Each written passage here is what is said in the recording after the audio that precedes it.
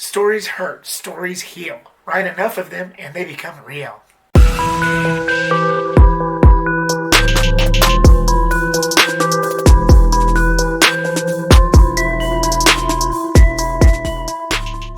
What's up, reptilians, and welcome back. Scary Stories to Tell in the Dark is about a girl named Stella Nichols, played by Zoe Colletti, and her friends who stumble upon this old abandoned house where they discover a book with all these eerie stories written inside it.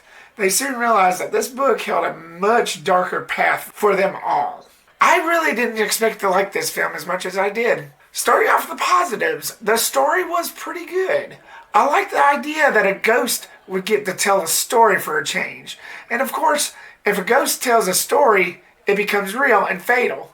That's a given. And I thought that was a pretty cool idea. Now keep in mind, this movie is not presented as an anthology series. This is a movie within its own about this ghost that tells the fate of these characters. That's basically what this movie is. Even though this is based on a series of books by the same name, since I was more of a Goosebumps and Are You Afraid of the Dark child, I felt like this movie was connected more to those than anything else because it had the story elements to it. I did not know that this was based on books of the movie title, but I felt more Goosebumpish and Are You Afraid of the Dark than anything else because that's what I grew up on. And watching this movie, it was like the different stories would come alive, different creatures with it. Ooh, hello, Goosebumps, Are You Afraid of the Dark? Anyone? The jump scares in this was actually pretty decent. It didn't feel forced like most horror movies are nowadays. It didn't feel like they were relying too much on those. Yeah, you had a few slow moments where the score and everything would just go silent, which that's a given in every horror movie. But in this, it felt different. I actually liked the way they presented the jump scares. Made me jump out of my seat a couple of times. Not every time, but I felt more connected to it because of the way they presented it. The score was pretty eerie as well, especially when they talked about the ghosts, the main antagonist of this film. Even though this is a horror movie, and it probably is a little pointless for me to point this out, but the special effects, they did have some in this. And it didn't really look cheesy to me. I don't know about you guys, but it didn't really look cheesy to me. This is a horror film. They don't use much special effects in any of them. They're usually low budget, so there's not really that much need for special effects. But there was actually some scenes where they did use quite a few. Maybe 10 minutes here, 5 minutes there, but it was in increments. And it didn't really look bad. I mean, the creatures were amazing. Some I liked more than others, but they were pretty cool. Zoe Colletti plays Stella in this film.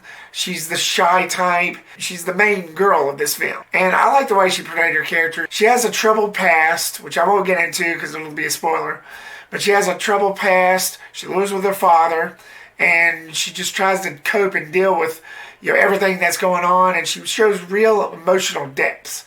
I like the way she played this character. And as for my negatives, I don't have any mix for this, but as for my negatives, I would have to say the dialogue. And because of that, the other characters other than Stella, I just didn't really care for. Some of them would joke at the most dumbest times, and it would just come up dry. I felt like that they really didn't need that much jokes in this. But there's one character in this that just joked to the max. It just tried too hard. And I was thinking, dude, shut up. Just stop it. So yeah, that kind of disappointed me, but I really didn't feel like a need for any comedy to be in this whatsoever because it just didn't land. My final thoughts, if they just waited for this movie to come out on Halloween, I felt like it would have been in its best interest. This just feels more of a film to come out around that time, around Halloween, than any other time. It was a good horror film. It didn't really show that much gore, blood and guts. It was PG-13.